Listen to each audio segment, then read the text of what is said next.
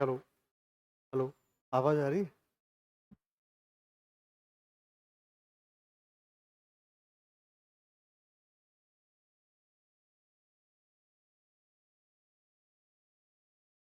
तो एक ट्रायल के रूप में हम लोगों ने अभी कुछ पॉलिटिकल साइंस के जो बेसिक टर्म्स हैं उनके बारे में पढ़ा। उसके बाद फिर हम लोगों ने जुडिशरी के बारे में पढ़ा, जो कि आईजीपी का भी पार्ट था और थ्योरी का भी पार्ट था। उसके बाद फिर हम सेपरेटली थ्योरी के बारे में जो लिबरलिज्म था उस कॉन्सेप्ट को हमने पढ़ा। और आज हम पढ़ेंगे वो थॉट, एक थॉट का ट्रायल और देखते हैं। थॉट में भी कार्ल मार्क्स में से हमेशा क्वेश्चंस आते हैं, तो आज कार्ल मार्क्स के बारे में पढ़ेंगे, जानेंगे।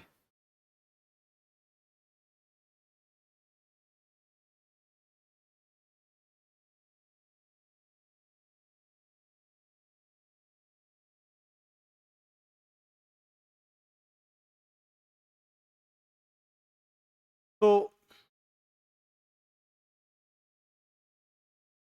कार्ल मार्क्स जर्मनी के एक प्रकांड विद्वान, एक स्कॉलर रहे हैं। और कार्ल मार्क्स के बारे में यदि हम बात करें तो मैक्सी के कुछ वर्ड्स हैं। प्रोफेसर मैक्सी कहते हैं कार्ल मार्क्स के बारे में कि कार्ल मार्क्स वो व्यक्ति है जिससे लाखों लोग प्यार करते हैं तो लाखों लोग नफरत करते हैं।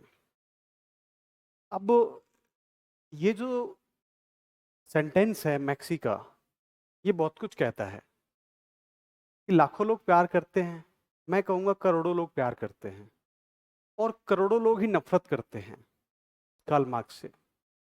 ऐसी पर्सनैलिटी थी कार्ल मार्क्स। ऐसा क्यों?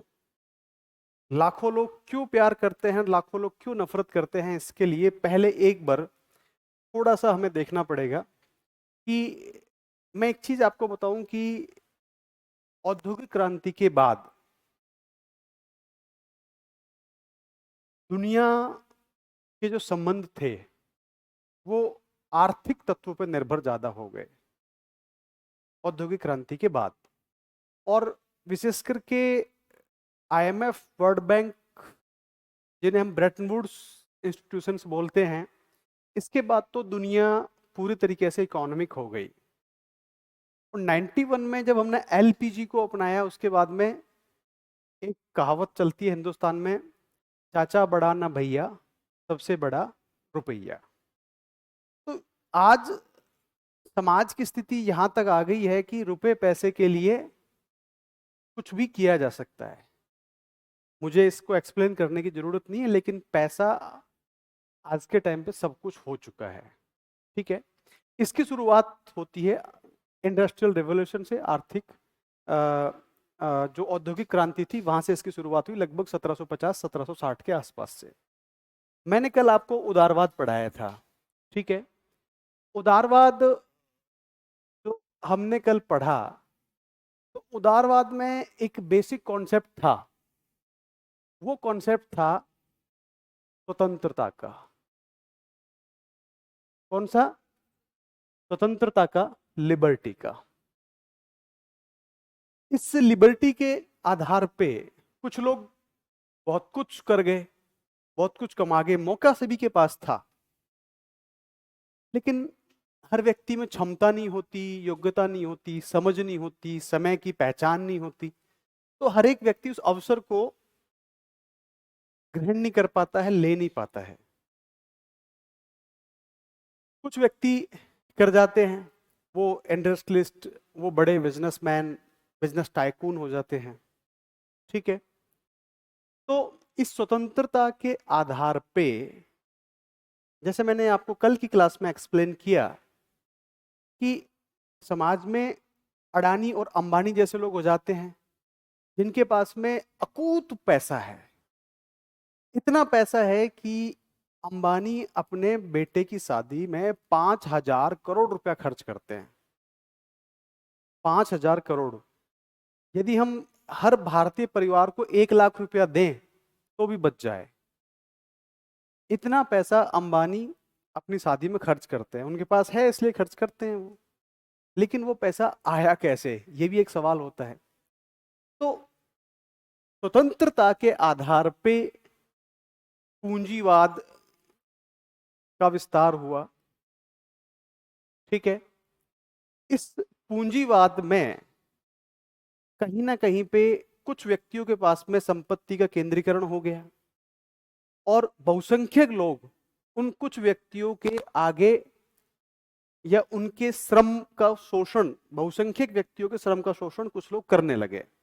तो इस पूंजीवाद में मैं ये नहीं कहता टोटली ये शोषण पर होता है, लेकिन उस जमाने में कहीं ना कहीं शोषण या एक्सप्लॉयटेशन थोड़ा ज्यादा था, बहुसंख्यक का, लेबर का, श्रमिकों का। ठीक है। जब शोषण था, एक्सप्लॉयटेशन था बहुसंख्यक का, तो ऐसी स्थिति में कार्ल मार्क्स ने एक वैकल्पिक व्यवस्था का सुझाव दिया था। और जो वैकल्पिक व्यवस्था थी वो कॉन्सेप्ट पर थी, समानता के कॉन्सेप्ट पे। किस पे थी? समानता के कॉन्सेप्ट पे। ठीक है। इक्वलिटी के कॉन्सेप्ट पे, जिसके आधार पे साम्यवाद। आप देखिए लिबरलिज्म जो था, इसमें कौन सा कॉन्सेप्ट है? बेसिकली स्वतंत्रता। स्वतंत्रता से कौन सा इकोनॉमिक मॉडल डेवलप हुआ? पूंजीवाद का। अब कार्ल मार्क्स ने देखा कि बहुसंख्यक लोगों का शोषण हो रहा है, तो उन्होंने समानता के आधार पे कि सोसाइटी में इक्वलिटी होनी चाहिए, कॉन्सेप्ट ऑफ इक्वलिटी, इसके बेस पे उन्होंने एक नया इकोनॉमिक मॉडल दिया जिसका नाम था समाजवाद। क्या नाम? साम्यवाद। क्या नाम था? साम्यवाद। ठीक है।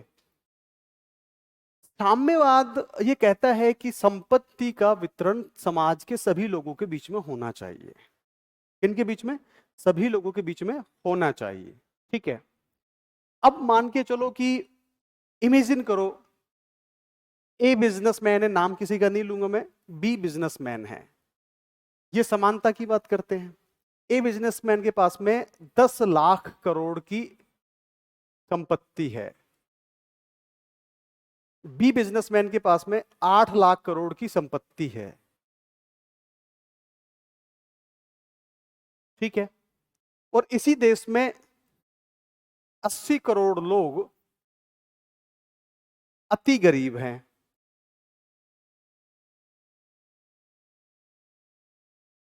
बात समझ में आ रही है? 80 करोड़ लोग कैसे हैं? बहुत गरीब हैं। और एक व्यक्ति के पास कितना पैसा है? करोड़ कितनी बार? 10 लाख बार करोड़, इतनी संपत्ति है। ठीक है। और 80 करोड़ लोग कैसे हैं? जिनके पास में खाने की भी पूरी व्यवस्था नहीं है। अब ये जो 80 करोड़ बहुसंख्यक, ये ज्यादा है, तो ये क्या चाहेंगे? समानता है।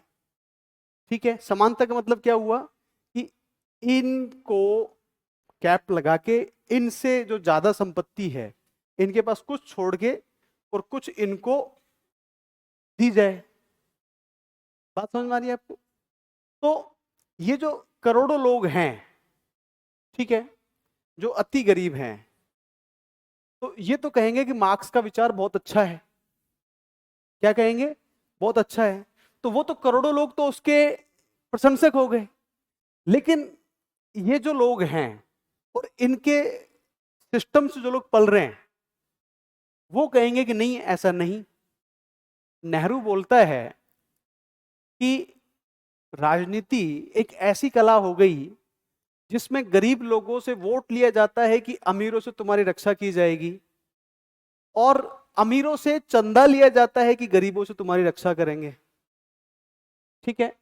तो कार्ल मार्क्स एक ऐसी पर्सनैलिटी थी जिसको ये करोड़ों लोग तो प्यार करते, सम्मान करते हैं, भगवान की तरह पूजते हैं, और ऐसे करोड़ों लोग पिशाच, हैवान, राक्षस बोल के गाली देते हैं।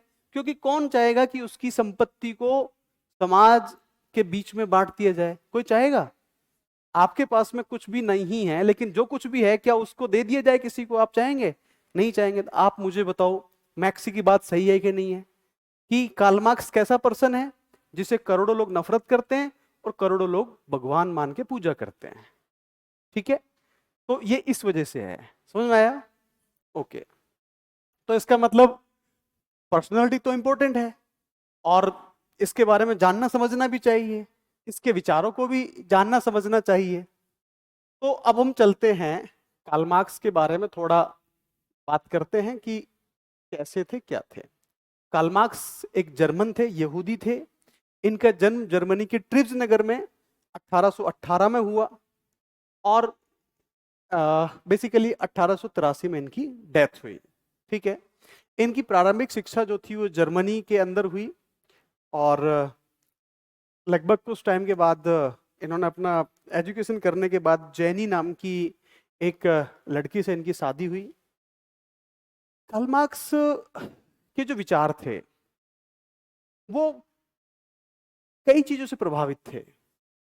नंबर एक तो जो उनका विचार दर्शन थे, तो कौन कौन सी मेजर बुक से पहले हम ये देख लेते हैं जो कार्ल मार्क्स ने बहुत अच्छी अच्छी किताबें लिखी। तो पहली तो उनकी किताब है, मतलब बहुत सारी बुक्स है, मैं सेलेक्टेड बुक्स बताऊंगा।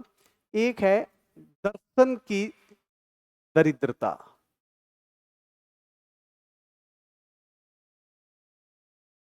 ये उन्होंने लिखी 1844, दर्शन की दरिद्रता। दूसरी उन्होंने लिखी कम्युनिस्ट मैनिफेस्टो।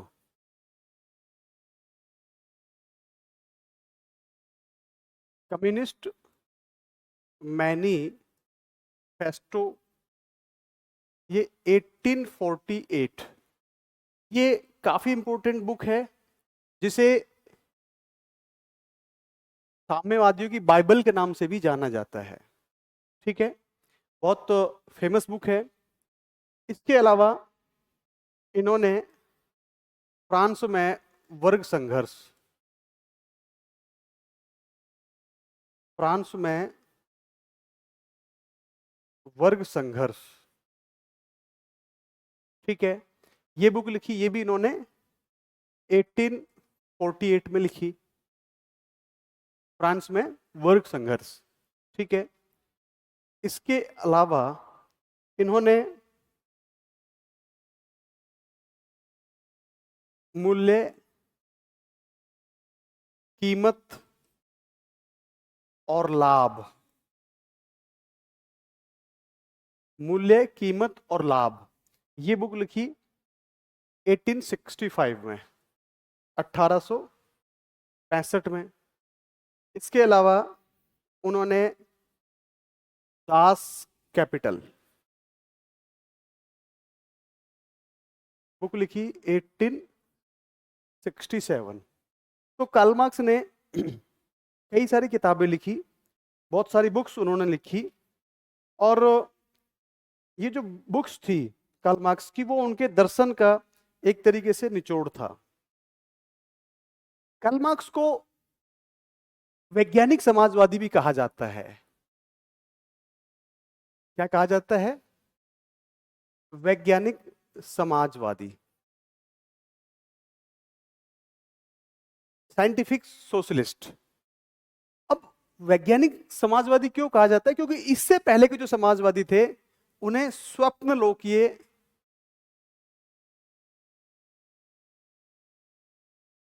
उन्हें स्वप्न लोकीय समाजवादी कहा जाता था, जिसमें नायल वावेफ, बेबूफ, सेंट साइमन, लुई ब्ला, इस तरीके के जो लोग थे, रॉबर्ट ओवन, थॉमसन, ये जो लोग थे, चार्ल्स फोरियर वगैरह, इन्हें स्वप्न लोकीय समाजवादी या यूटोपियन सोशलिस्ट कहा जाता था कार्ल मार्क्स से पहले के समाजवादियों को। क्यों?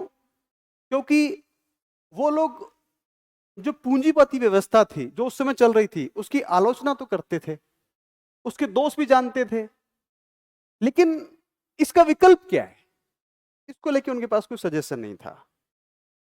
बात समझ में आई? Utopian socialist, utopian socialist Louis Bloch, Simon Fourier, Thomson, Hall और क्या नाम आपके चार्ल्स फोरियर, ये थे जो इनको यूटोपियन सोशलिस्ट बोला जाता था। क्यों?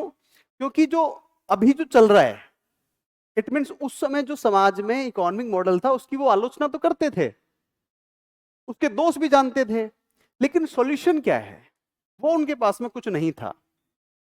ठीक है। कार्ल मार्क्स को साइंटिफिक सोशलिस्ट कहा जाता था। क्यों? क्योंकि उन्होंने जो मॉडल चल रहा था उसकी आलोचना की, उसमें क्या कमियां ये बताई, और इसको हटा के दूसरा मॉडल कौन सा हो सकता है और वो कैसे लाया जा सकता है, इसको साइंटिफिक तरीके से एक्सप्लेन किया। Got my point? कि ये लोग तो सिर्फ क्रिटिक करने वाले थे, ये लोग आलोचना करने वाले थे। कार्ल मार्क्स वो था जो आलोचना कर रहा था, जो कमियों को पहचान रहा था और वैकल्पिक मॉडल भी दे रहा था। तो इसलिए कार्ल मार्क्स को वैज्ञानिक समाजवादी या साइंटिफिक सोशलिस्ट भी कहा जाता है। ठीक है। अब कार्ल मार्क्स में इतनी सारी जो किताबें, मतलब किताबें उनकी बहुत सारी थी, मुख्य मुख्य क्या नाम आपके, जैसे कि दर्शन की दरिद्रता है, इसमें जो समकालीन जो दर्शन था उसमें क्या समस्याएं हैं उसके बारे में बताया। कम्युनिस्ट मैनिफेस्टो की जो साम्यवादी है उनका एक बाइबल, उनका एक घोषणा पत्र माना जाता है। फ्रांस में जो तीन वर्ग थे, तीन एस्टेट थे, first estate, second estate, third estate, तो उनमें क्या समस्याएं हैं उसके बारे में इसमें मेंशन था। इसमें उन्होंने मूल्य, कीमत और लाभ, तो अपना अतिरिक्त मूल्य के सिद्धांत और कई सारी चीजों को बताया। दास कैपिटल जो था उसमें उन्हें पूंजीवाद का एनालिसिस किया। तो कार्ल मार्क्स वैज्ञानिक समाजवादी, मतलब कि जो सोसाइटी में चल रहा है उसकी आलोचना भी कर रहे हैं, उसको कैसे हटाया जाना है, नया मॉडल क्या होगा और वो कैसे लेके आया जाना है, उन सब चीजों के बारे में कार्ल मार्क्स बात कर रहे थे। तो कार्ल मार्क्स के जो चिंतन है वो बेसिकली तीन चीजों से इन्फ्लुएंस था। नंबर एक तो था, उन्होंने इतिहास और अर्थशास्त्र का जो अध्ययन किया था, तो उससे वो बहुत ज्यादा, मतलब उन्होंने अपना विचार दर्शन को आगे बढ़ाया। दूसरा, वो खुद गरीबी से जूझ रहे थे तो उनको पता थी क्या समस्याएं हैं। और तीसरी, उनके पास में एंजल्स जैसा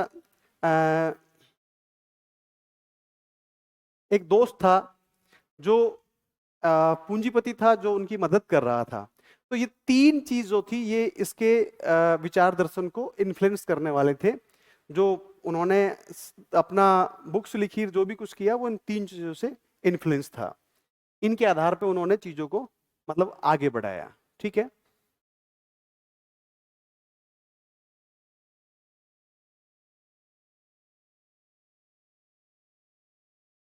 अब बेसिकली हम बात करते हैं, कार्ल मार्क्स ने जो अपना सिद्धांत दिया वो मार्क्सवाद के नाम से जाना जाता है। किसके नाम से? मार्क्सवाद के नाम से जाना जाता है। और मार्क्सवाद में कई सारी चीजें हैं जिनको हम देखेंगे यहाँ पे। उनके कई सारे विचार हैं जिनको हम देखने पढ़ने की कोशिश करेंगे। ठीक है। मैं इन बुक्स को मिटा दूं क्या एक बार? ठीक।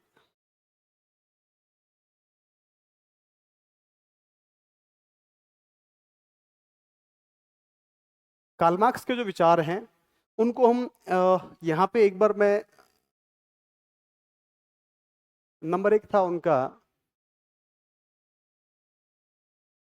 द्वंदात्मक भौतिकवाद।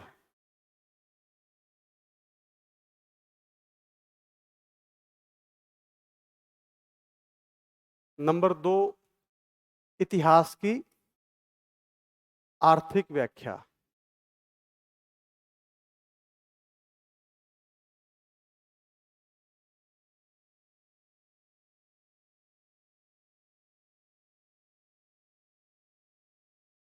नंबर तीन, वर्ग संघर्ष। कार्ल मार्क्स के सिद्धांतों की बात कर रहे हैं हम।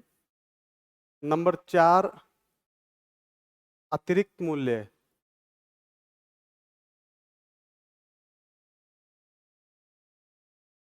नंबर पांच, पूंजीवाद के संबंध में विचार।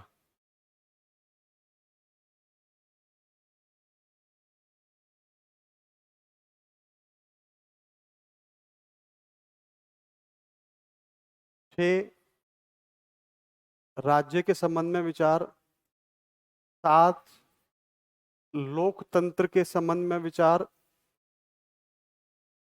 8 धर्म के संबंध में विचार। ठीक है, इसके अलावा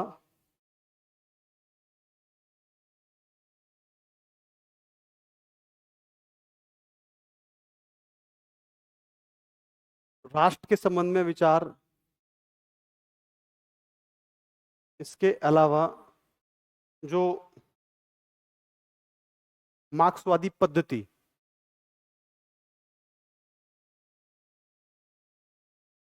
मार्क्सवादी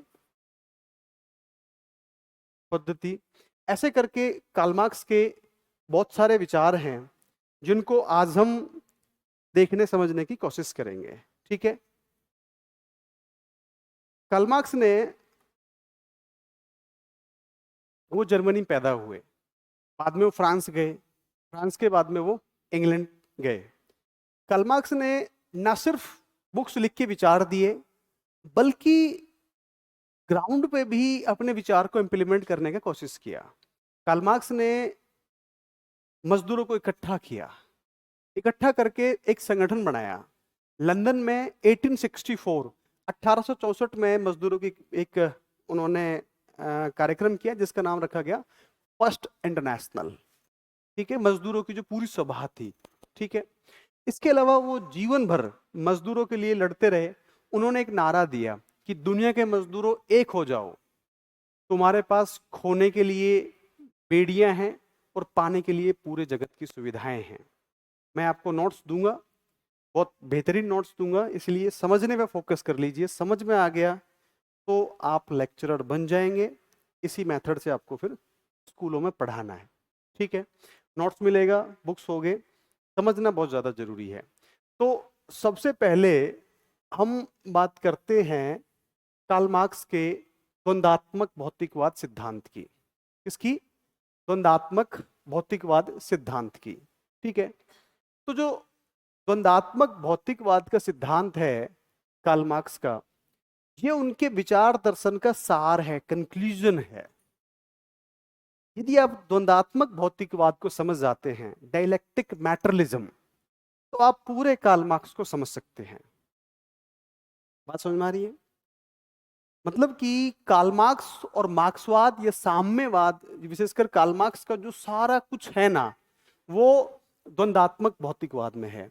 द्वंदात्मक भौतिकवाद 2 शब्दों से मिलकर बना है, एक द्वंदात्मक और दूसरा भौतिकवाद। अब ये सिद्धांत कहता क्या है, मैं पहले आपको थोड़ा इसका कंक्लूजन बता दूं, फिर उसको एक्सप्लेन करूंगा। ठीक है, द्वंदात्मक भौतिकवाद का मतलब है, कार्ल मार्क्स से कहना चाहते हैं कि ये समाज, ये दुनिया, ये विश्व, ये निरंतर प्रगतिशील है, परिवर्तनशील है। कैसा है? प्रगतिशील है, परिवर्तनशील है। ठीक है, और ये प्रगति और परिवर्तन सीधा नहीं होता, ये टेढ़े मेढ़े रास्तों के रूप में होता है। किसके रूप में होता है? टेढ़े मेढ़े रास्ते के रूप में होता है। और जो परिवर्तन होता है, वो परिवर्तन होता है भौतिक तत्व की वजह से। किसकी वजह से होता है? भौतिक तत्व। भौतिक तत्व जो भी इकोनॉमिक, जो भी आर्थिक चीजें हैं, उनकी वजह से होता है। बात समझ में आई है? छोटा सा कंक्लूजन है।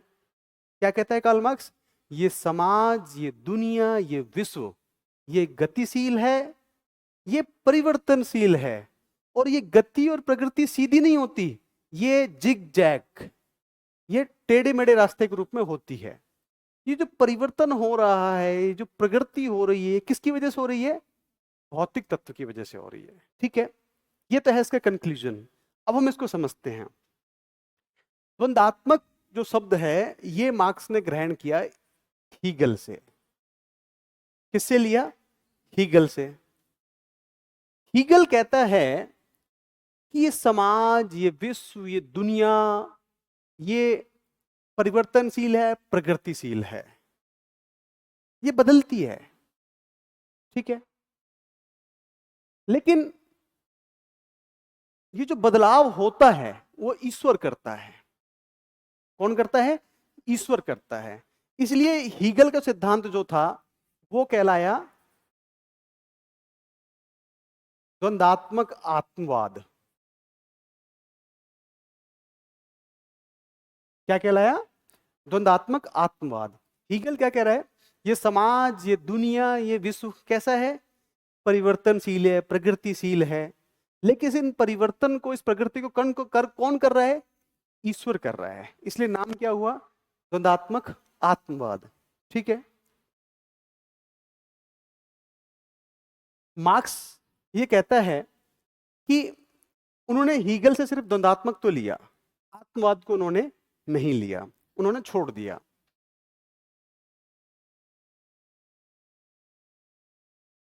मार्क्स कहते हैं कि ये समाज, ये विश्व प्रगति करता है, और ये एक स्टेज में, इसके लिए वो कहते हैं कि ये वाद प्रतिवाद तो समाज में विचार होते हैं। ठीक है। इन दोनों में क्लैश होता है, तब एक नया विचार आता है जिसका नाम होता है संवाद। अब इस संवाद भी एक नया विचार है, लेकिन आफ्टर सम टाइम ये बन जाता है वाद। इसके सामने फिर एक और दूसरा विचार आता है, वो है प्रतिवाद। इन दोनों को मिला के फिर क्या बनता है? संवाद। फिर संवाद भी क्या है? एक वाद है। इसके सामने दूसरा विचार आएगा, फिर उनको मिला क्या बोलेंगे? संवाद। तो ये द्वंदात्मक पद्धति से समझाने का प्रयास मार्क्स करता है। अब आपको ये समझ में नहीं आ रहा, अब मैं इसको बिल्कुल आसान लैंग्वेज में समझाता हूं। ठीक है। मतलब कार्ल मार्क्स ये कहता है कि समाज और दुनिया, विश्व गतिशील है, परिवर्तनशील है, और ये प्रकृति सीधी होती है कि टेढ़ी मेढ़ी होती है, जिगजैग होती है, वाद प्रतिवाद संवाद के माध्यम से होती है। कार्ल मार्क्स बोलता है गेहूं का एक दाना,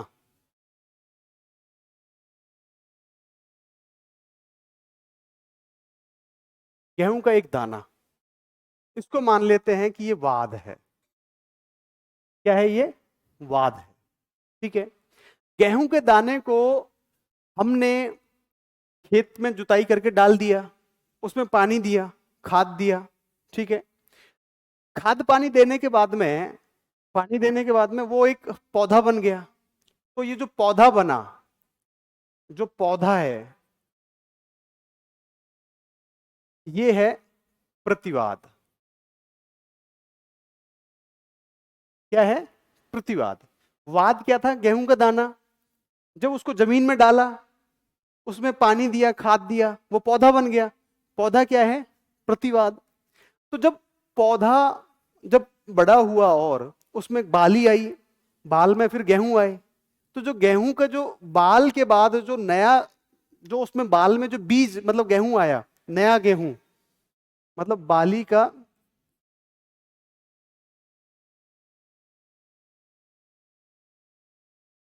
आप समझ गए? पेड़ बड़ा हुआ, बाल आई, उसमें बाल में जो गेहूं बना, वो क्या है? संवाद है। वो क्या है? संवाद।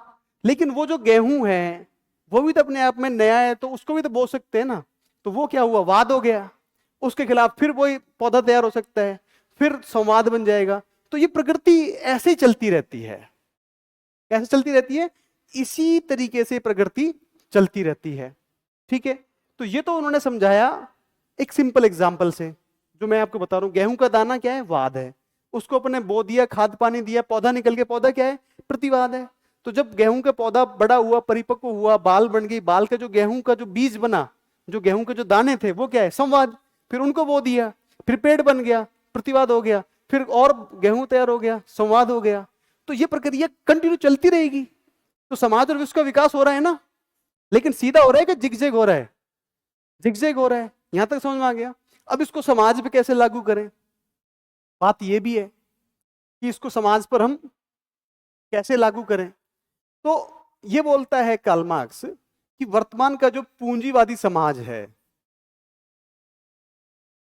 ये वाद है। क्या है ये? वाद है। पूंजीवादी समाज के अंदर क्या है? दोष होता है। बहुसंख्यक लोग गरीब होता है, अल्पसंख्यक लोग अमीर होता है। ठीक है। तो क्या होगा? एक दिन सारे गरीब मिलके यूनियन बना लेंगे, संगठन बना लेंगे और अमीरों के खिलाफ क्रांति कर देंगे। तो क्रांति के बाद में क्या होगा कि अमीरों से सत्ता ले लेंगे और एक ट्रांजिशनल पीरियड आएगा, संक्रमण काल आएगा, जिसमें सरकार, राज्य भी होगा, लोकतंत्र भी होगा। ठीक है, मतलब राज्य भी रहेगा, लोकतंत्र रहेगा। लोकतंत्र का मतलब क्या? बहुसंख्यक का शासन। बहुसंख्यक कौन? गरीब। तो संक्रमण काल जो है वो है प्रतिवाद। संक्रमण काल कौन सा है? जब अमीरों के खिलाफ गरीबों ने क्रांति कर दी, अल्पसंख्यकों के खिलाफ बहुसंख्यक ने क्रांति कर दी। तो एक ट्रांजिशनल पीरियड आएगा जिसमें राज्य रहेगा और क्या नाम है, राज्य क्या करेगा? संक्रमणकालीन स्टेज के अंदर जो रिसोर्सेज हैं उनको रीडिस्ट्रीब्यूट करेगा, उनका पुनः वितरण करेगा। तो इसके बाद में फिर जो नेक्स्ट स्टेज आएगी साम्यवाद की। किसकी आएगी? साम्यवाद की। क्योंकि यहाँ पे राज्य भी है, सरकार भी है, तो इस काल में क्या करेंगे कि जिनके पास ज्यादा पैसा है उनसे लेके सभी को बराबर बांट देंगे। तो क्या बन जाएगी? साम्यवादी स्टेज आ जाएगी। साम्यवादी स्टेज में राज्य भी नहीं होगा और समाज भी नहीं होगा, वर्ग भी नहीं होंगे, सभी समान होंगे। कैसे होंगे? सभी समान होंगे। तो ये साम्यवादी समाज है, ये भी वाद है, आगे चल के ऐसे करके। तो इस तरीके से पूरा जो है वो उसको कार्ल मार्क्स समझाता है। ठीक है, तो द्वंदात्मक भौतिकवाद, तो इसको कार्ल मार्क्स वाद प्रतिवाद संवाद के माध्यम से समझाता है। तो ये तो हो गए द्वंदात्मक, जिसमें कार्ल मार्क्स ने हीगल से ग्रहण किया और ये कहता है कि सब वाद, ये दुनिया, ये विश्व निरंतर गतिशील है, परिवर्तनशील है, लेकिन ये जो परिवर्तन है जिगजैग में होता है। किस में होता है? जिगजैग में होता है। यहां तक तो हमने समझ लिया। अब इसके बाद में हम ये देखते हैं कि जो आपके हीगल थे वो बोलते हैं कि परिवर्तन तो होता है लेकिन कौन करता है? ईश्वर करता है। मार्क्स कहता है ऊपर ईश्वर कोई चेंज नहीं करता या और कोई व्यवस्था चेंज नहीं करती। समाज जो बदलता है वो बदलता है भौतिक संसाधनों से, आर्थिक तत्व से, जो उन्होंने फायरबाक्स से ग्रहण किया। किससे ग्रहण किया? फायरबाक्स से। ठीक है, भौतिकवाद को उन्होंने लिया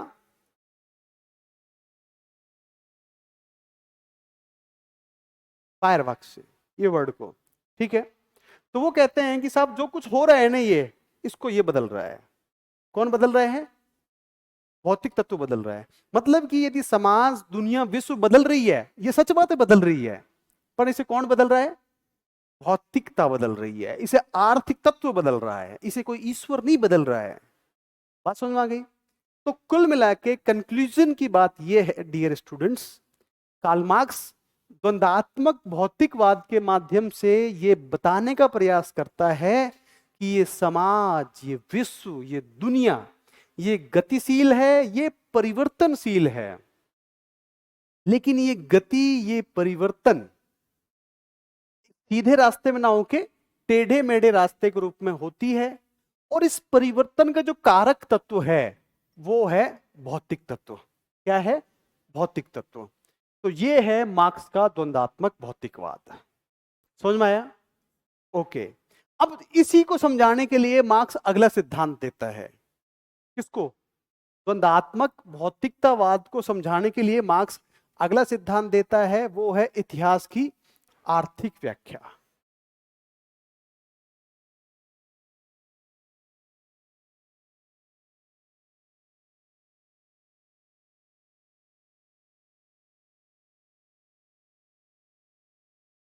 वाद प्रतिवाद संवाद।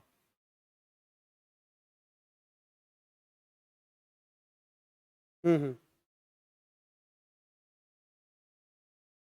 Exactly exactly.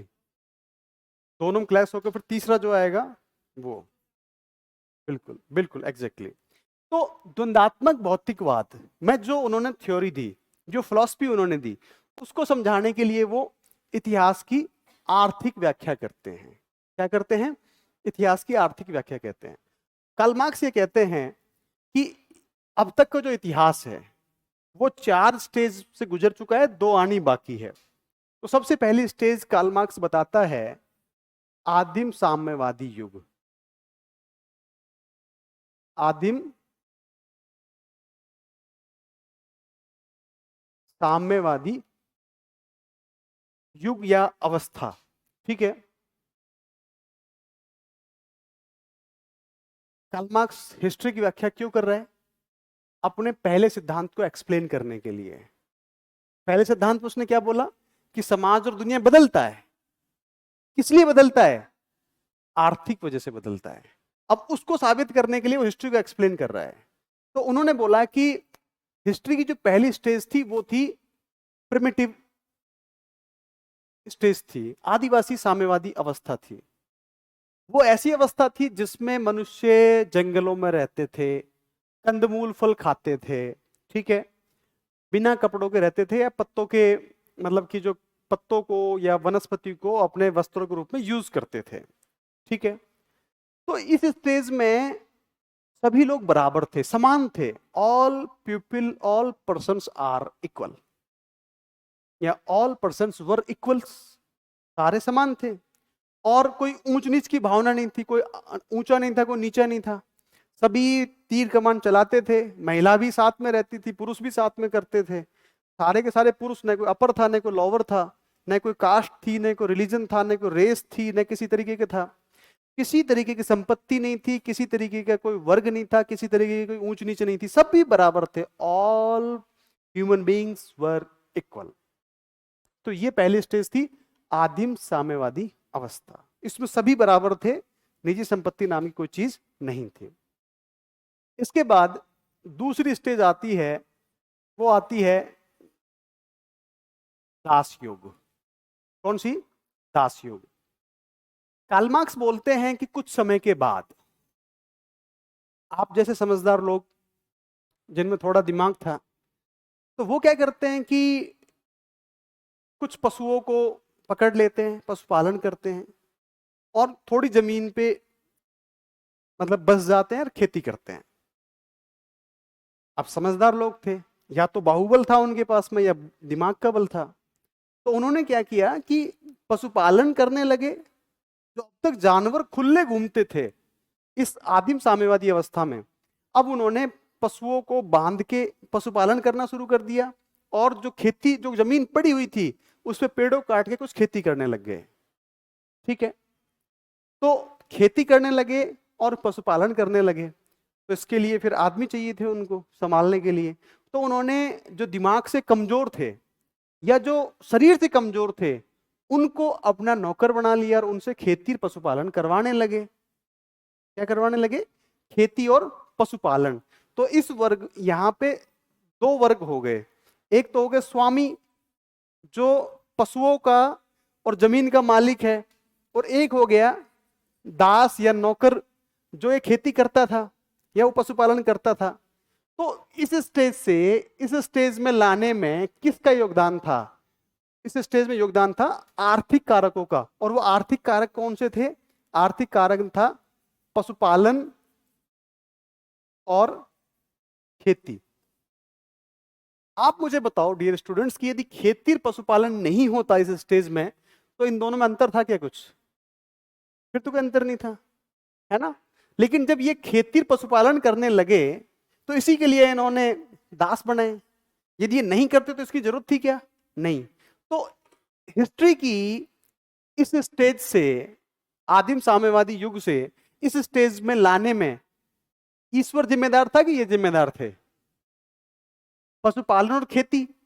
और यहीं से शोषण शुरू होता है, यहीं से शोषण या एक्सप्लॉयटेशन शुरू हो गया। ठीक है, क्योंकि जो स्वामी थे वो संख्या में कम थे, या तो दिमाग वाले थे या बाहुबल उनके पास ठीक था, और दास जो थे थोड़े बहुसंख्यक हो गए, है ना। तो शोषण जो है, एक्सप्लॉयटेशन, इस स्टेज से शुरू हुआ आपके यहां से। ओके,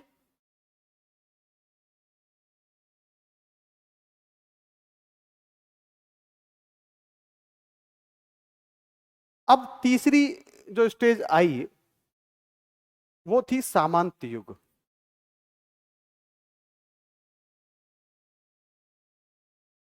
ठीक है, सामंत युग में जैसे कुछ टाइम के बाद जब सभ्यता का और विकास हुआ, आप जैसे लोग और समझदार हो गए, तो अब बड़े स्तर पे जमीन के मालिक बन गए। और बड़े स्तर पे सेना या पशुपालन, मतलब पशुपालन किया जाने लगा। तो बड़े स्तर पे जब पशुपालन किया जा रहा है, तो बड़े स्तर पे जब खेती की जा रही है, विशेषकर खेती जब बड़े स्तर पे की जा रही थी, तो ज्यादा बड़ी संख्या में खेती करने वाले लोग चाहिए। और जब ज्यादा स्तर पे खेती करने वाले लोग चाहिए तो उनको मैनेज करने के लिए एक तंत्र बनाना पड़ेगा। तो उसके लिए सेना पुलिस उसकी जरूरत हुई। जिसके पास ज्यादा जमीन है, लोग कमा के दे रहे हैं उसको, तो लोगों को मैनेज करने के लिए उसने सिस्टम डेवलप किया, पुलिस सेना उस तरीके से डेवलप किया। इसके अलावा बड़े स्तर पे पशुपालन किया जाने लगा, सेना में पशुओं को घोड़े हाथी उनका यूज होने लगा। ठीक है, तो सामंत युग, दास युग से जो सामंत युग में आए, तो अब भी दो कारण, एक तो जो विशाल स्तर पे खेती, बृहत स्तर पे खेती हो गई, ठीक है, और बड़े स्तर पे पशुपालन और छोटा मोटा व्यापार हल्का फुल्का। ठीक है, विशेषकर सामंत राजा, तो राजा तो पूरे क्षेत्र का मालिक है। सामंत राजा ने कुछ जगह सामंत को दे रखी है, तो इसका नाम बोला गया सामंत युग। तो दास युग से सामंत युग में जो परिवर्तन हुआ, तो वो किसकी वजह से हुआ कि अब भौतिक संसाधन बदले। पहले छोटे स्तर पे खेती थी, छोटे स्तर पशुपालन था, कुछ समय के बाद में बड़े स्तर पे खेती होने लगी, बड़े स्तर पशुपालन होने लगा। ठीक है, तो दास युग से सामंत युग में बदलाव हुआ भौतिकता से, इन दोनों चीजों की वजह से। ठीक है, इसके बाद इतिहास की चौथी व्याख्या मार्क्स करता है, चौथी स्टेज आती है पूंजीवादी युग।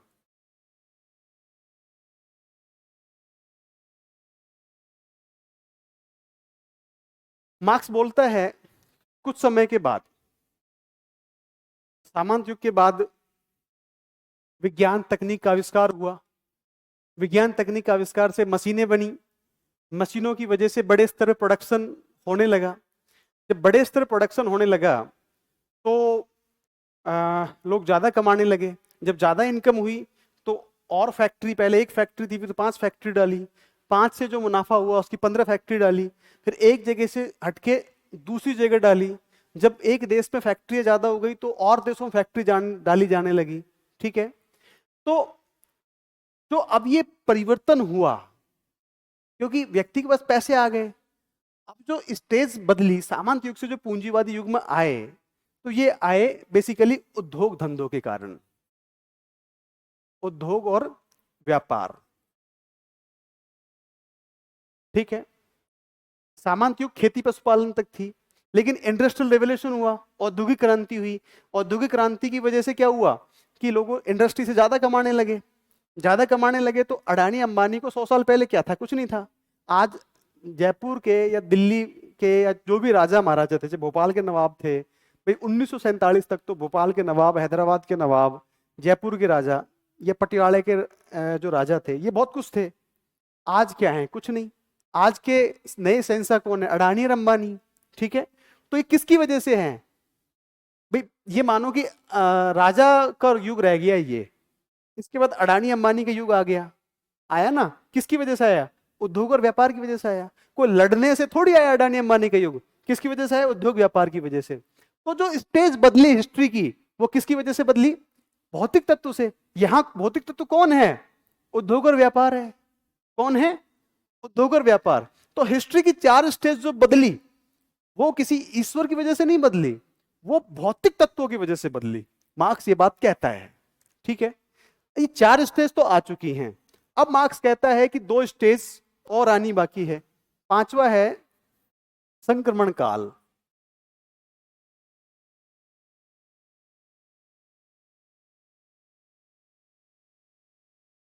Transitional period. कौन सा, संक्रमण काल या ट्रांजिशनल पीरियड। कार्ल मार्क्स कहते हैं कि जो पूंजीवादी स्टेज है ये अपना विनाश खुद ही कर देती है, क्योंकि इसमें कुछ लोगों के पास में पैसा होता है, कुछ लोगों के पास संसाधन होते हैं, कुछ के पास में पैसा संसाधन नहीं होते।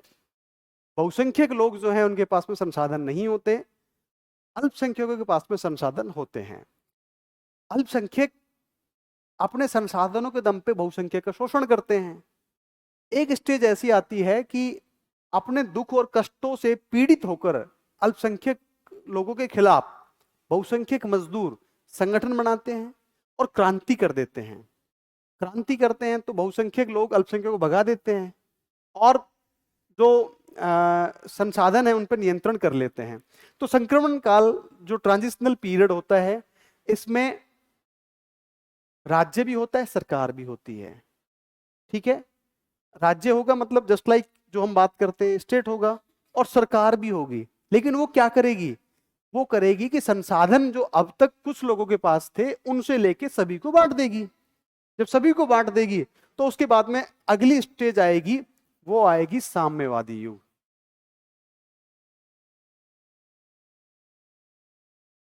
कौन सी आएगी? साम्यवादी। और साम्यवादी की क्या विशेषता है?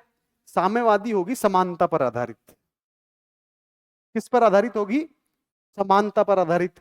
जो होगी वर्ग विहीन, राज्य विहीन, शोषण विहीन,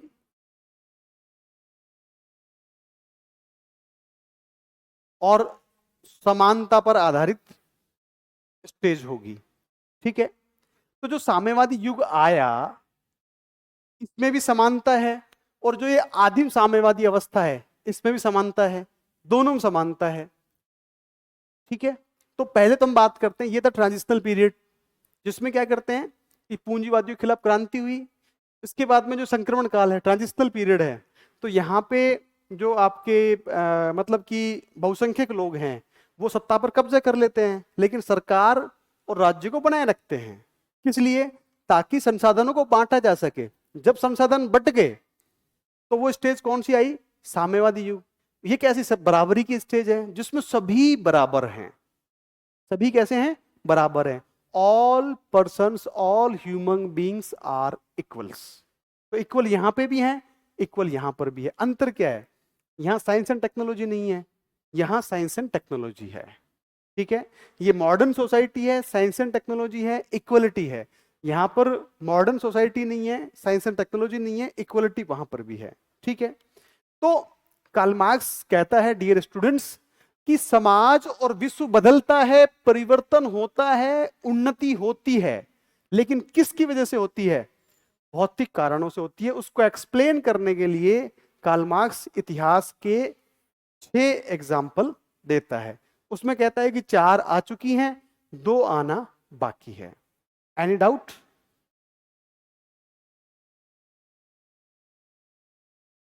नहीं, जब राज्य विहीन, वर्ग विहीन, शोषण विहीन इसलिए कहता है ना कि जब समानता आ गई, भाई पूरी दुनिया में जब समानता आ गई तो राज्य की जरूरत क्या है?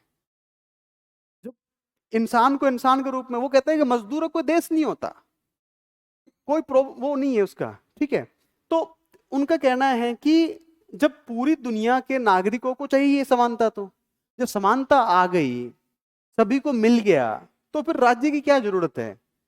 ठीक है, राज्य को लेके वो थोड़ा नेगेटिव है, वो हम आगे देखेंगे एक बार। यहाँ कोई प्रॉब्लम मिटा दो इसको।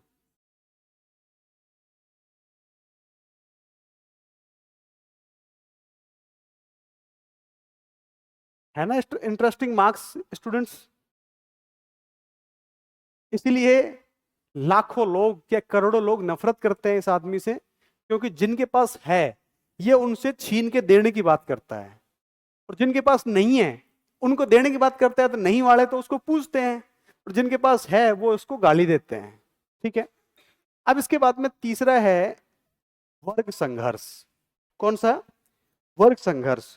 तो जो कार्ल मार्क्स का तीसरा सिद्धांत है वर्ग संघर्ष का, बेसिकली, तो सबसे पहले कार्ल मार्क्स समझाता है कि वर्ग का मतलब क्या होता है। वो कहता है कि अब तक का जो टाइम है, अब तक की जो हिस्ट्री है इतिहास की, वो वर्ग संघर्ष की हिस्ट्री रही है, संघर्ष रहा है। ठीक है, तो वो पहले वर्ग समझाता है, फिर वो संघर्ष को समझाता है। तो कार्ल मार्क्स के अनुसार वर्ग किसे बोलते हैं? कार्ल मार्क्स बोलता है वर्ग से मतलब है जिनके आर्थिक हित एक समान है।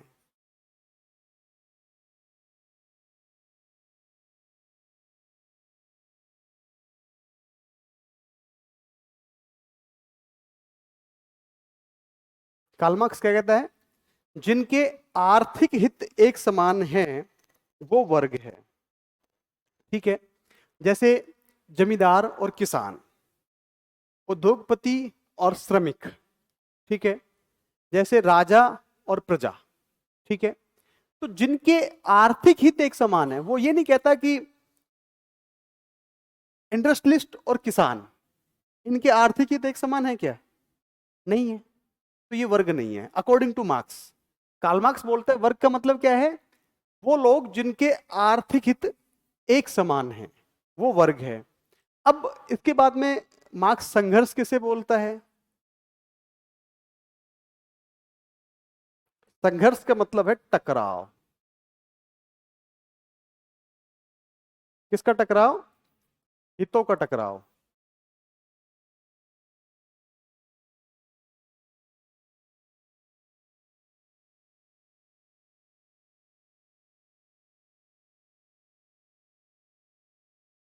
ठीक है, दो शब्दों से मिलके बनता है वर्ग संघर्ष। किस किस से? वर्ग। वर्ग का मतलब क्या है? अकॉर्डिंग टू कार्ल मार्क्स, जिनके आर्थिक हित एक समान हैं वो वर्ग कहलाता है। जैसे किसान और जमींदार, उद्योगपति और मजदूर। ये संघर्ष का मतलब लड़ाई झगड़ा, बॉक्सिंग, कुंफू से नहीं है। संघर्ष का मतलब होता है कि टकराव। किनका टकराव? हितों का टकराव। ठीक है, अब क्लास रिकॉर्ड हो रही है, अदरवाइज आपको थोड़ा और सिंपल एग्जांपल समझाता, बट इतना ही ठीक है कि संघर्ष मतलब हितों का टकराव जहां पर होता है। ठीक है, अब मार्क्स से बोलता है कि पूंजीपति जो समाज है इसमें आपस में संघर्ष टकराव चलता रहता है। क्यों चलता रहता है? क्योंकि ये जो अवस्था है पूंजीपति समाज की, इसमें दोनों वर्गों की एक दूसरे को जरूरत है, लेकिन फिर भी दोनों आपस में लड़ते रहते हैं। एक वर्ग है हैव्स, जिसके पास में सब कुछ है, वो पैसा लगाता है, उसके बदले अधिक से अधिक प्रॉफिट चाहता है।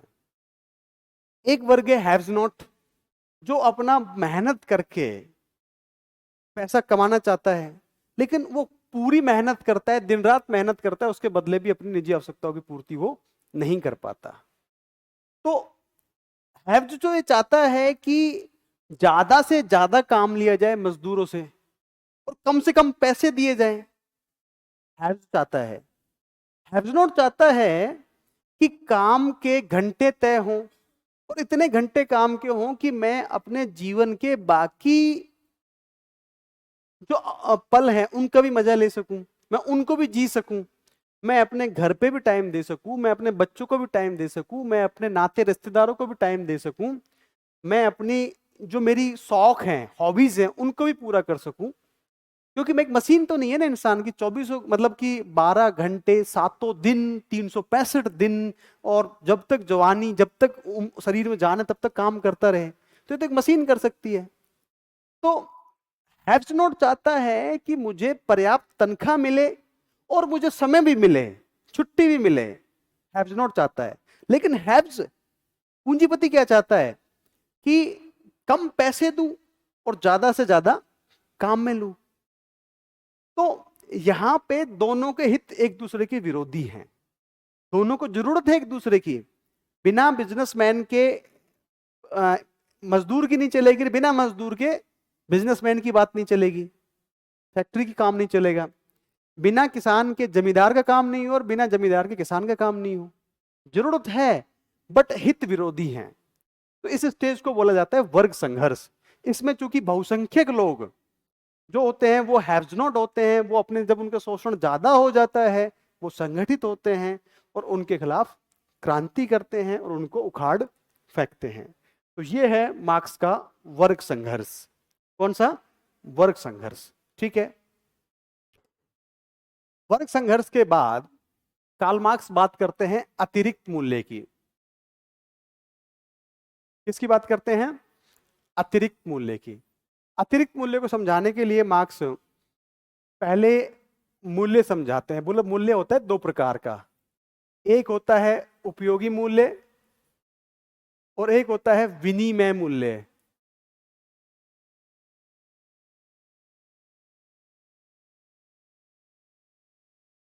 ठीक है, दो तरीके के मूल्य होते हैं, उपयोगी मूल्य और विनिमय मूल्य। उपयोगी मूल्य तो किसी चीज का वो मूल्य होता है जो उसकी लागत होती है, ठीक है। और विनिमय मूल्य वो मूल्य होता है जिस पे वो वस्तु बेची जाती है। जैसे मान लो ये पेन है, इस पेन का उपयोगी मूल्य हो गया 100 रुपए, कि इसकी लागत जो थी वो 100 रुपए थी, सबका जोड़ के 100 रुपए है, ठीक है। इसमें मिनिमम प्रॉफिट भी जोड़ लिया गया, ठीक है।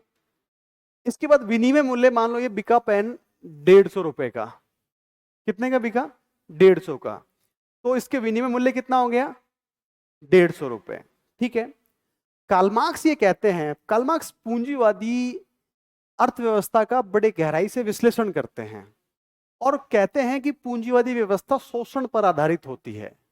इसमें पूंजीपति जो होता है वो शोषण करता है। कैसे करता है?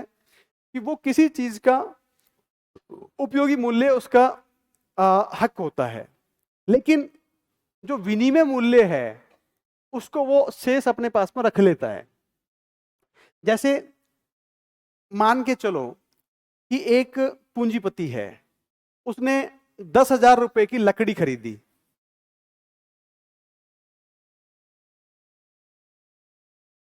10,000 रुपए लकड़ी खरीदी, उसने उस लकड़ी का फर्नीचर बनवाया दुकानदार से, लेबर से, ठीक है। उसने 6,000 रुपए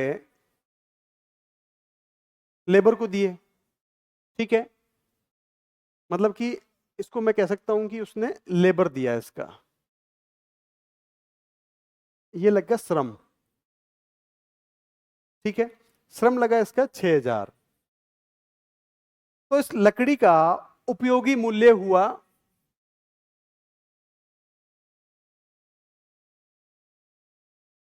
उपयोगी मूल्य जो फर्नीचर बन गया ना, अब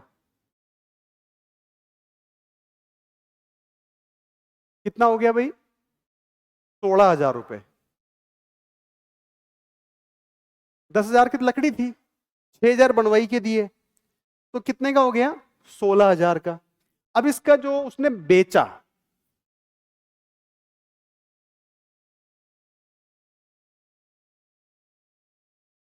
उस फर्नीचर को,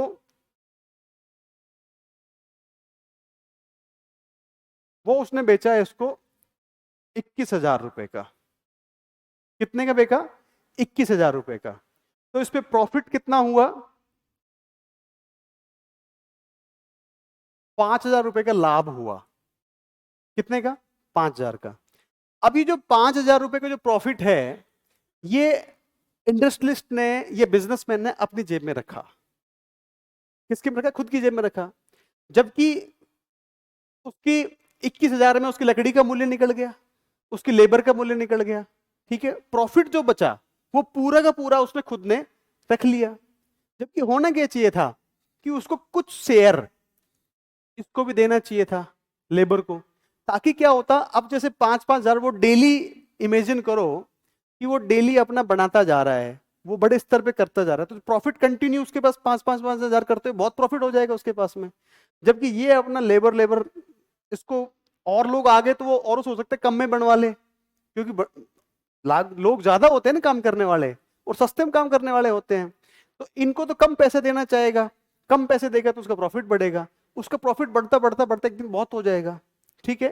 तो कार्ल मार्क्स ये कहता है कि जो अतिरिक्त मूल्य होता है, इस अतिरिक्त मूल्य से ही पूंजीपति और पैसे वाला बनता जाता है, और यहां पे लेबर को वो कम से कम करता हुआ देना चाहता है, ठीक है।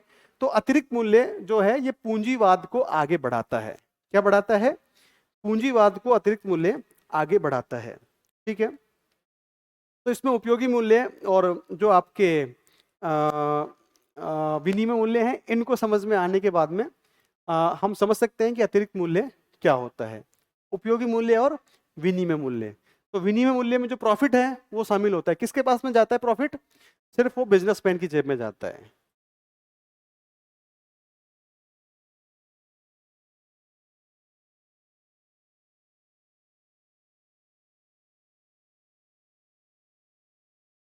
अब इसके बाद आता है मार्क्स के पूंजीवाद के संबंध में विचार।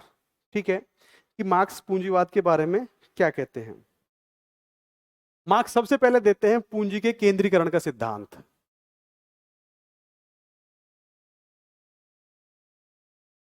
पूंजी का केंद्रीकरण, मैंने अभी आपको बताया था अतिरिक्त मूल्य के बारे में। तो जो अतिरिक्त मूल्य इकट्ठा इकट्ठा इकट्ठा इकट्ठा होता जाता है, बहुत बड़ी संख्या में बन जाता है। तो जब उसके पास ज्यादा पैसा आ गया तो वो क्या करता है कि फैक्ट्री खोल लेता है। फैक्ट्री में प्रॉफिट जब बढ़ता है तो और फैक्ट्री खोल लेता है। जब अच्छा प्रॉफिट होता है तो वो और दूसरी जगह जाके फैक्ट्री खोल लेता है। जब देश में खूब फैक्ट्री होगी तो वो कोई और देशों में फैक्ट्री खोल लेता है। तो इस तरीके से पूंजीवाद वैश्विक हो जाता है, पूंजी वैश्विक हो जाती है। अब जब पूंजी वैश्विक हो गई, पूंजी बड़े स्तर पे हो गई, तो इनमें जो लेबर काम कर रही है वो फैक्ट्री चाहता है कि अब इसके बाद दूसरी चीज आती है, वो है श्रमिकों का जो कंटिन्यू एक तरीके से श्रमिकों के कष्टों का सिद्धांत।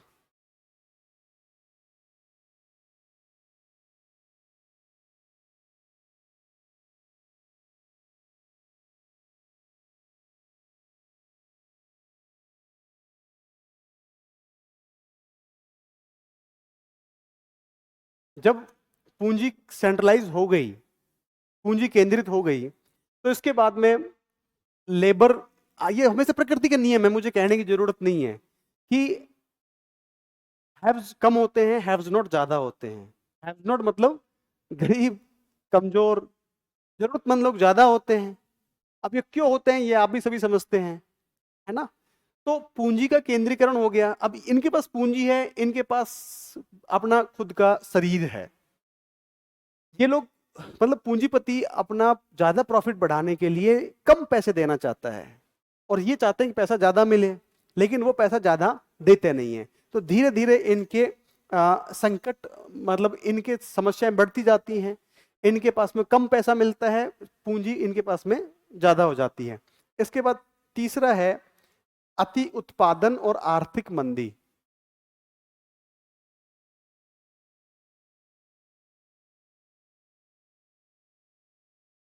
स्टूडेंट्स, एक स्टेज ऐसी आ जाती है कि अब पूंजी इनके पास काफी हो गई, इन्होंने लागत कम करके अपने मतलब प्रॉफिट को बढ़ा लिया।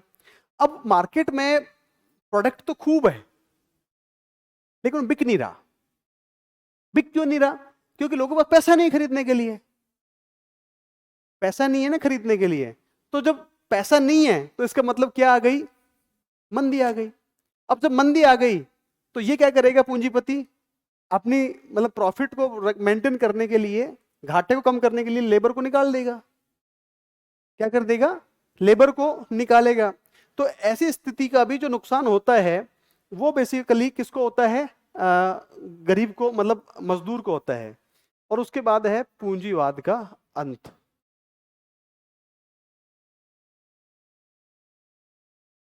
कार्ल मार्क्स कहते हैं कि पूंजीवाद का अंत पूंजीवाद में छुपा हुआ है। सबसे पहले सेंट्रलाइजेशन करेंगे, फिर इनका शोषण करेंगे। इनके शोषण करेंगे तो जन बाजार में पैसा कम पड़ेगा, मार्केट में डिमांड नहीं होगी। क्योंकि डिमांड तो तब होगी ना जब आप बांटते हुए चलोगे, संसाधन तो वही है। अब इनको चाहे एक आदमी रख ले चाहे सैकड़ों बांट दो, इनको सैकड़ों बांटोगे तो सारी चीजें रोटेशन में चलती रहेगी। मेरा पैसा था, मैंने बी को दिया, बी ने अपने बच्चे की फीस के लिए दिया, बच्चे की फीस वाले स्कूल टीचर ने स्कूल मैनेजमेंट ने उसको टीचर्स को दिया, टीचर्स ने राशन खरीदा, राशन खरीदने वाले ने अपने और कोई काम पूरे किए। तो पैसा तो वही रोटेशन में रहता है। लेकिन यहाँ पैसा केंद्रीकृत हो गया, केंद्रीकृत हो गया तो ओवर प्रोडक्शन है और मंदी आ गई। मंदी आ गई तो उसके बाद क्या होगा? मजदूरों में चेतना आएगी और वो बहुसंख्यक है, संगठन बना के इनके खिलाफ क्रांति करेंगे। क्रांति करेंगे और उसके बाद में पूंजीवाद का खात्मा कर देंगे।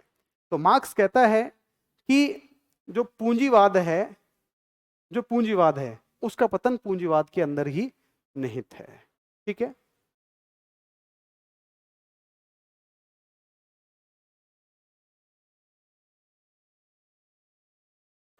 इसके बाद अगला है, वो है मार्क्स के राज्य के संबंध में विचार। मार्क्स बोलता है कि राज्य एक वर्गीय संस्था है।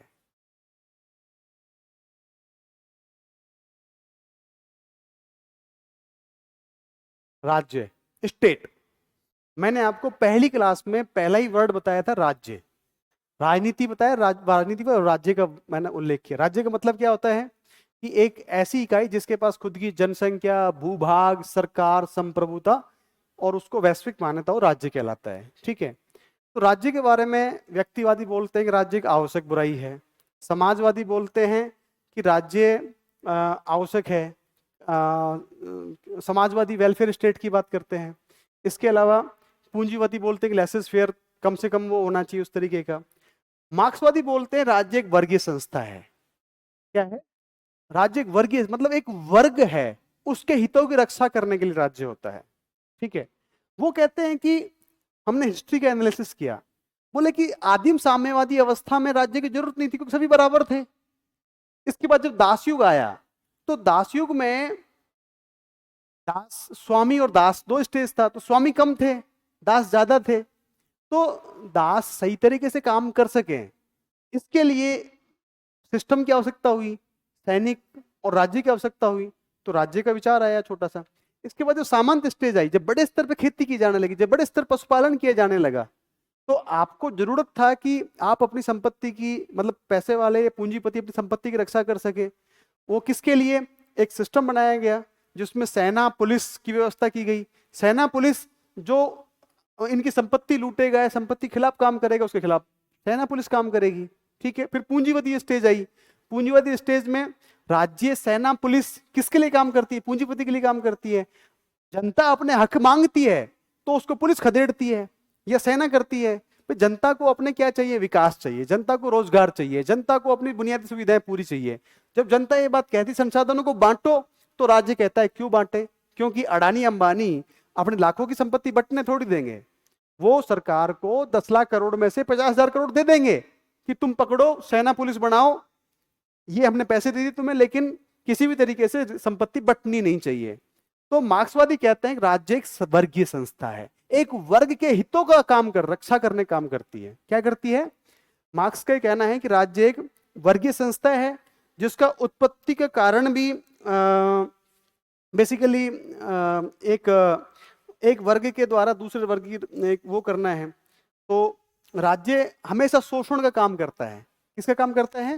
शोषण का काम करता है। और जब संक्रमण, जब पूंजीवादी अवस्था चली जाएगी, इसके बाद जब पूंजीवादी अवस्था के बाद में जो साम्यवादी अवस्था आएगी, उसमें राज्य की जरूरत पड़ेगी नहीं। क्या कहते हैं कि राज्य किस लिए आया? राज्य एक वर्गीय संस्था है। किस लिए आया? जो शोषण करते हैं अमीर गरीबों का, उस शोषण में यदि गरीब विद्रोह ना कर दे, बगावत ना कर दे, उससे रक्षा के लिए राज्य काम करता है। ठीक है। तो राज्य उत्पन्न हुआ वर्ग के कारण, राज्य कंटिन्यू करता है वर्ग के कारण। जिस दिन गरीब लोग क्रांति कर देंगे, मजदूर किसान क्रांति कर देंगे, तो जो संक्रमण काल आएगा, उस संक्रमण काल में राज्य होगा। लेकिन क्यों होगा? संपत्ति के पुनः वितरण के लिए। किस लिए होगा? संपत्ति के पुनः वितरण के लिए होगा। ठीक है। तो संपत्ति के पुनः वितरण के लिए राज्य होगा। उसके बाद अगली स्टेज आएगी साम्यवादी अवस्था, उसमें राज्य नहीं होगा। क्यों नहीं होगा? क्योंकि तब तक समाज में समानता स्थापित हो चुकी होगी। क्या होगी? समाज में समानता स्थापित हो चुकी होगी। इसलिए राज्य जो है उसके बारे में मार्क्सवादियों के कोई विचार अच्छे नहीं थे। ठीक है। उसको वो वर्गीय संस्था मानते हैं। इसके बाद लोकतंत्र के बारे में भी यदि हम बात करें तो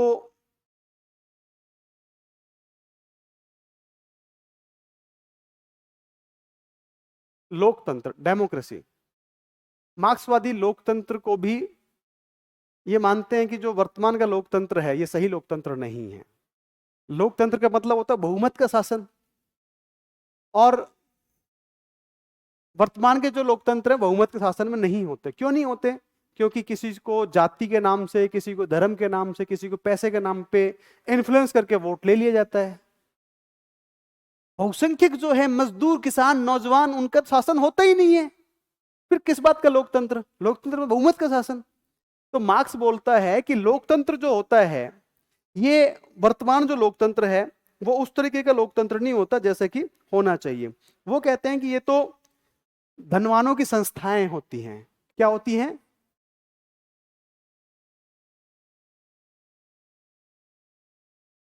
लोकतांत्रिक संस्थाएं कैसी होती हैं? धनवानों की संस्थाएं, इंस्टीट्यूट ऑफ मिलेनियर्स, बिलेनियर्स। लोकतंत्र का मतलब बहुमत का शासन। बहुमत में कौन है? मजदूर, किसान या पीड़ित वर्ग। तो वो तो होते ही नहीं है। कौन होता है? धनवान होता है। वो या तो जाति के नाम पे, या धर्म के नाम पे, या वर्ग के नाम पे, या रेस के नाम पे, या किसी भी नाम पे वो वोट ले लेते हैं, शासन अपना चलाते हैं। ठीक है। तो इस तरीके से मार्क्स का लोकतंत्र को लेकर विचार सही नहीं था। उनका ये था कि बहुमत का शासन लोकतंत्र उस तरीके से नहीं है। धर्म के बारे में, तो धर्म को लेके भी मार्क्स के विचार थोड़े अलग हैं। मार्क्स धर्म को अफीम बोलते हैं। क्या बोलते हैं? अफीम। वो धर्म की आलोचना करते हैं। वो कहते हैं कि धर्म जो है व्यक्ति को कायर बनाता है, डरपोक बनाता है और सवाल करने से डराता है। क्या करता है? धर्म व्यक्ति को कायर बनाता है, अफीम बनाता है और सवाल करने से रोकता है। ठीक है। धर्म व्यक्ति को भाग्यवादी बनाता है। क्या बनाता है? भाग्यवादी बनाता है कि ये मेरे भाग्य में यही है।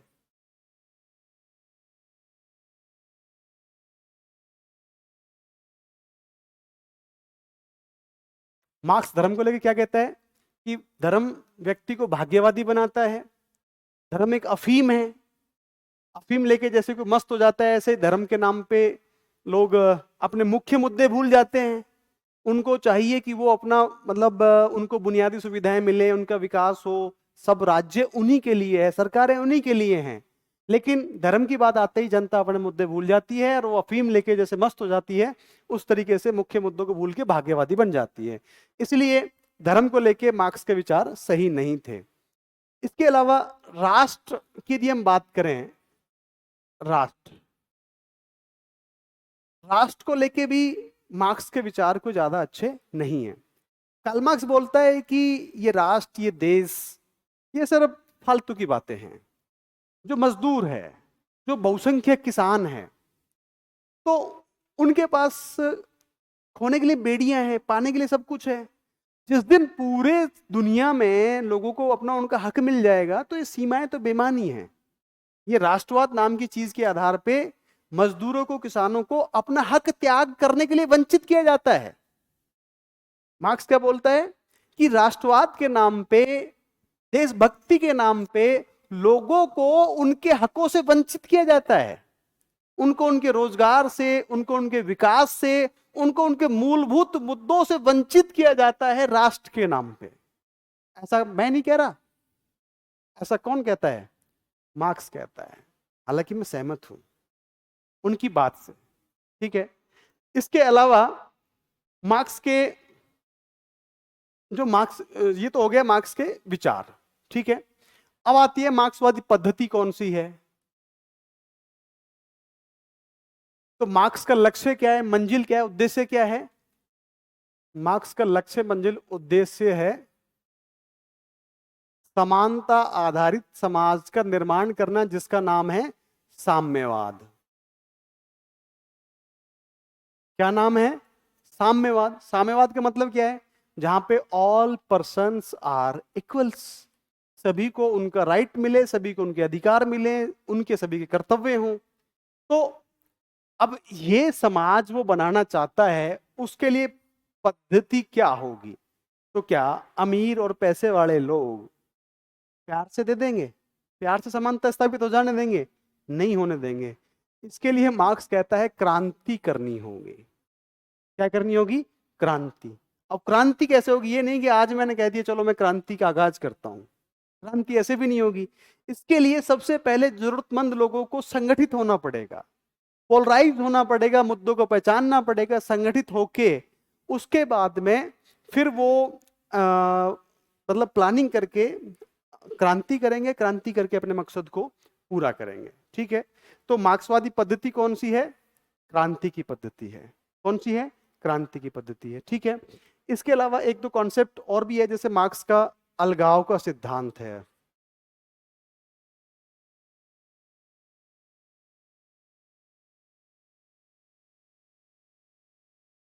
कौन सा? मार्क्स का अलगाव का सिद्धांत एक। ठीक है, अलगाव का सिद्धांत के मतलब है, कार्ल मार्क्स ये कहता है कि पूंजीवादी समाज एक ऐसा मशीनी जड़ समाज होता है जो व्यक्ति को अपने से काट देता है, जो व्यक्ति को अपनी जड़ों से वंचित कर देता है, व्यक्ति को अपने परिवार से अलग कर देता है, व्यक्ति को अपने समाज से अलग कर देता है, व्यक्ति को अपने खुद के कलाओं से अलग कर देता है, व्यक्ति को सब चीजों से अलग कर देता है, काट देता है। उसको बोला जाता है अलगाव का सिद्धांत। जैसे कोई व्यक्ति, उसकी नौकरी बाहर लग गई, बहुत दूर लग गई, परदेश में लग गई, तो वहां वो जाएगा, वो अपने परिवार से कट गया, वो अपने समाज से कट गया। फिर उसको दिन रात, जैसे आजकल आपने देखा होगा ना, आईटी सेक्टर में लोग, कोई बेंगलोर में है, कोई दिल्ली में है, कोई न्यूयॉर्क में है, कोई कनाडा में है, कोई ऑस्ट्रेलिया में है, सैलरी अच्छी मिलती है, दिन रात टिक टक टिक टक टिक टक टिक लैपटॉप पे लगे रहते हैं। ठीक है, टारगेट होता है 12-12 15-15 घंटे काम करना होता है। ठीक है, तो वो ना, आप सोच के देखो कि जब आपको डेली 12 घंटे और लगातार काम करना पड़े तो कैसा बीतता है। आप अपने परिवार को टाइम नहीं दे सकते, आप अपने हॉबीज को टाइम नहीं दे सकते, मनुष्य नीरस हो जाता है। तो अलगाव का सिद्धांत कहता है कि ये जो पूंजीवाद है, ये मनुष्य को अपनी सब चीजों से काट देता है। तो ये भी कार्ल मार्क्स बताने समझाने का एफर्ट करता है। बेसिकली इन सब ये जो प्रिंसिपल्स हैं, जो सिद्धांत हैं, ये कार्ल मार्क्स ने जो दिए, तो ये बड़े क्रांतिकारी साबित हुए उस जमाने में। कार्ल मार्क्स ने ना सिर्फ पुराने जो तात्कालिक आर्थिक व्यवस्था थी उसकी आलोचना की, बल्कि उसने ये सारे सिद्धांत देके किस तरीके से ये जो व्यवस्था है इसमें बदलाव आएगा, बदलाव कौन ला सकता है, किस तरीके से काम करना होगा, उसने विचार दिया। और विचार देने के साथ साथ में कार्ल मार्क्स ने फर्स्ट इंटरनेशनल के माध्यम से मजदूरों को पोलराइज करके उनका संगठन बना के उनको अवेयर भी किया। उन्होंने नारा दिया, विश्व के मजदूरों एक हो जाओ, तुम्हारे पास खोने के लिए बेड़ियां हैं, पाने के लिए तुम्हारे पास सारे संसार की सुविधाएं हैं।